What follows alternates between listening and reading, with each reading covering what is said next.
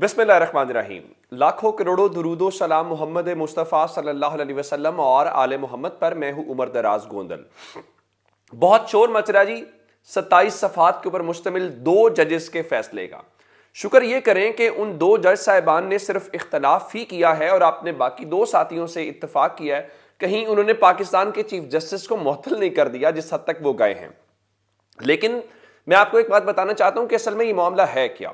ये मामला chief justice को कंट्रोल करने का है। ये मामला अदालत को कंट्रोल करने का है। किस लिए भला? इसलिए कि आप मर्जी के फैसले लेना चाहते हैं। आप चाहते हैं हम इलेक्शन नहीं चाहते, तो सुप्रीम कोर्ट ने हिम्मत और जुर्रत कैसे की इलेक्शन को आगे चलाने की। पार्लियामेंट का मुश्तरका इजलास हुआ, वहां पे बिलावल जरदारी ने कहा कि देखें ये चीफ जस्टिस सिर्फ सुप्रीम कोर्ट नहीं है बल्कि तमाम जजेस, every member of the court, ये लफ्ज इस्तेमाल किए। सवाल ये पैदा होता है, क्या वजीर आजम चाहेगा उसके इख्तियारात में मुदाखलत की जाए? क्या स्पीकर चाहेगा उसके काम में मुदाखलत की जाए? तो फिर चीफ जस्टिस क्यों चाहेगा अपने काम के अंदर मुदाखलत की जाए? और अगर आप रूल्स ऑफ बिजनेस पढ़े तो उसमें लिखा हुआ है रोस्टर के वो मास्टर ऑफ द रोस्टर का लफ्ज इस्तेमाल किया गया है कि या तो आप कानून तब्दील कर दें। लेकिन मैं आपको सिर्फ एक बात बताना चाहता हूं कि चीफ जस्टिस उमर अता बंदयाल साहब जो हैं उनको तगड़ा होना चाहिए।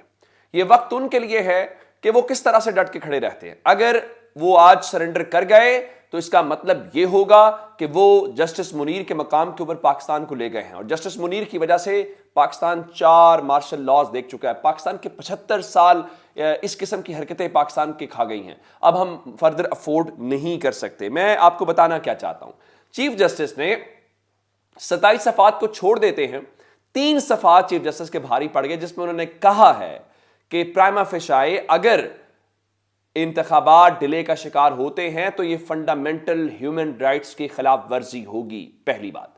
दूसरी बात, अगर तो इनके मुताबिक जो इनकी दलील है, जो इनका इस्तदलाल है कि जनाब 4-3 से, जो कि मैं कहता हूं ये नहीं हो सकता, या तो 5 जजेस हैं या 9 जजेस हैं। इसका मतलब यह है कि आज 11:30 बजे समाअत होने जा रही है, तो फिर आज वफाकी हुकूमत जिसको नोटिस कल अदालत ने जारी किया वो हिस्सा नहीं बनेगी। निगरान हुकूमत पंजाब की और खैबर पख्तूनख्वा की हिस्सा नहीं बनेगी और इलेक्शन कमीशन भी हिस्सा नहीं बनेगा, क्योंकि अगर डिसमिस हो चुका है सो मोटो जो है तो उसकी बुनियाद के ऊपर फिर तौहीन अदालत भी नहीं हुई। तो इसका मतलब यह है इसका फरीक नहीं बनेंगे। लेकिन आप देखेंगे आज होगा क्या। ये सिर्फ शोर शराबे और उसके लिए चीजें होंगी। लेकिन इत्तलात क्या है? इत्तलात इस वक्त हैं कि आज जो पहली खबर हमें आएगी वो बुनियादी तौर पे ये होगी कि 5 रुकनी जो बेंच है वो टूट गया है। और उसमें खासकर जस्टिस जमाल खान मंदोखेल जो हैं वो इसका शायद आज हिस्सा ना रहें, क्योंकि वो उन 4 जजेस में शुमार होते हैं जिन्होंने जाहिर है कि ये फैसला किया है कि 4-3 से हमने डिसमिस कर दिया है। एक तब्दीली मैं आपको और बताना चाहता हूं, और वो तब्दीली क्या है? आज 11:30 बजे से पहले जो आई है, चूंकि बैरिस्टर शहजाद अता इलाही जो अटॉर्नी जनरल थे वो अपने ओहदे से मुस्ताफी हो गए और उनकी जगह पे मंसूर उस्मान आवान को नया अटॉर्नी जनरल मुकर्रर कर दिया गया है। और सदर पाकिस्तान ने जो उनका इस्तीफा है वो कबूल करते हुए इनको नोटिफाई कर दिया है। तो आज अब देखना यह है कि क्या इस चीज को लेके ये वहां पे सुप्रीम कोर्ट का बायकॉट करते हैं या नहीं बायकॉट करते। और रही बात के फुल कोर्ट, मसला फुल कोर्ट का नहीं है, मसला चीफ जस्टिस के इख्तियारात का है। ठीक है, उसको रेगुलेट करना एक प्रॉपर वे में एक अलग बात है। क्या पाकिस्तान के अदलिया के इदारा है, चीफ जस्टिस उसका सरबराह है, कि पाकिस्तान में किसी भी इदारे के सरबराह के मुतालिक आप ये कह सकते हैं कि उसके इख्तियारात कम करें? अगर आप ये करेंगे तो इसका मतलब क्या होगा? इसका मतलब बहुत वाज़ेह है।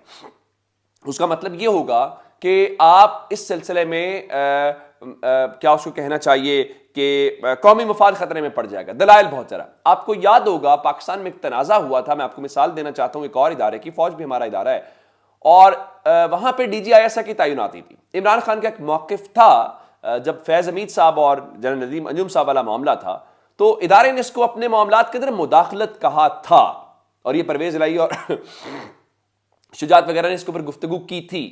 अगर कोई भी इदारा अपने लिमिट्स के अंदर नहीं चाहता इंटरफेरेंस, तो चीफ जस्टिस के मामलात के अंदर इंटरफेरेंस किस बात की है? उनका साथ इस कौम को भी देना होगा। और ये हम सुनते आए हैं, इमरान खान भी कहते रहे हैं कि ये मसाइल होंगे और अदलिया को दबाव में लाने की कोशिश बिल्कुल की जाएगी। अब जरा एक और मामला है میں نے آپ کو خبر دی تھی کہ جو گلگت بلتستان اور آزاد کشمیر کے سیکورٹی اہلکار ہیں ان کے اوپر ایک پابندی لگا دی وزارت داخلہ نے، اور یہ کہا کہ یہ دوسرے صوبوں میں نہیں جا سکتے۔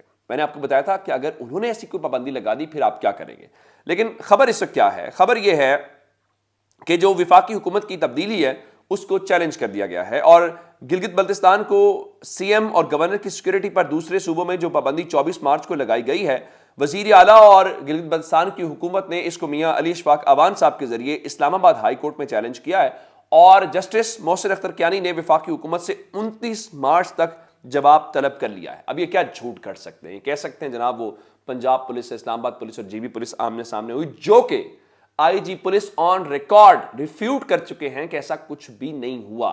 لیکن ظاہر ہے یہ ایک کہانی گھڑی گئی ہے، اور یہ کہانی کس نے گھڑی ہے؟ یہ کہانی گھڑی ہے حامد میر نے، اور وہ آپ جانتے ہیں کہ سارا کچھ کیا کرتے ہیں۔ اب حامد میر ہمیں کیا بتا رہے ہیں؟ حامد میر کی چونکہ ذکر ہوا ہے، وہ کہتے ہیں جی اکتوبر 2023 تک عمران خان نااہل ہو گئے تو انتخابات بھی ہو جائیں گے، بصورت دیگر اکتوبر میں بھی انتخابات مشکل ہیں۔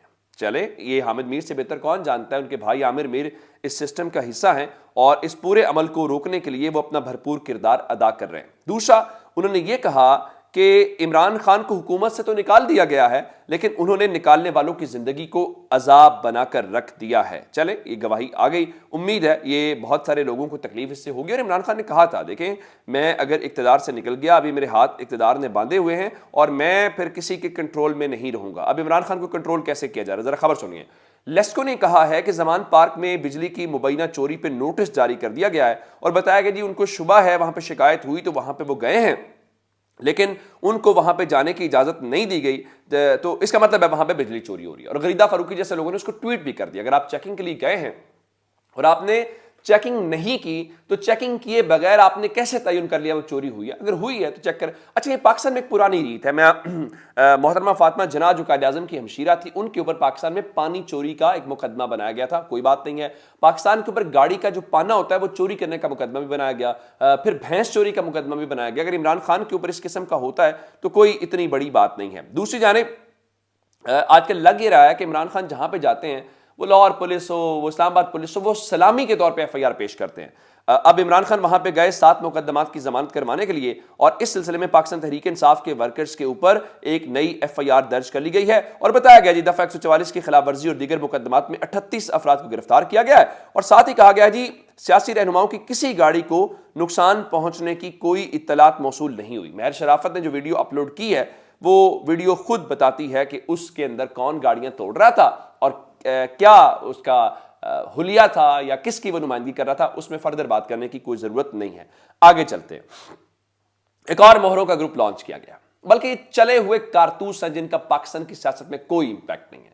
جہانگیر خان ترین بتایا گیا، عمران خان کو چلاتے ہیں جہانگیر ترین اور علیم خان، دونوں فارغ ہو گئے۔ عمران خان پہلے سے زیادہ پاپولر ہو گیا، لیکن جہانگیر خان ترین کہاں پہ ہے کوئی پتہ نہیں ہے، علیم خان کہاں پہ ہے کسی کو کوئی پتہ نہیں ہے۔ اب خبر سنیے کہ ترین گروپ ایک بار پھر حرکت میں آیا ہے، اور ماڈل ٹاؤن میں انہوں نے گزشتہ رات جو ہے وہ افطار کے اوپر وہ اکٹھے ہوئے ہیں، جہاں پہ جہانگیر ترین بھی تھا، راجہ ریاض بھی تھا، اون چودھری بھی تھا، نعمان لنگڑیال بھی تھا، اور اجمل چیمہ، اسحاق خاکوانی اور دیگر نے شرکت کی ہے۔ پاکستان تحریک انصاف نظریاتی کے نام سے گروپ بنا رہے ہیں۔ بھائی یہ وہی لوگ تو ہیں جو 17 جولائی کو پٹ گئے تھے بری طرح، انہوں نے اب کیا کر لینا ہے؟ اس کا مطلب ہے کہ نون لیگ ان کو ٹکٹ نہیں دے رہی جہاں سے گئے تھے۔ اگر نون لیگ بھی ٹکٹ نہیں دے رہی اور نظریاتی کے تحت ان کا جی تحریک انصاف کے لوگ چھوڑ کے ہمیں جوائن کرنا چاہتے ہیں، بالکل ان کو جوائن کرائیں۔ آپ چلے ہوئے کارتوس ہیں، اگر ایسا ہوتا تو جولائی کی صورتحال مختلف ہوتی اور آج عمران خان کہیں اور تر آپ ہوتے۔ آپ پوزیشن ڈھونڈ رہے ہیں، عمران خان فی الحال ڈٹ کے کھڑا ہوا ہے۔ اپنا بہت سارا خیال رکھیے گا، خدا حافظ۔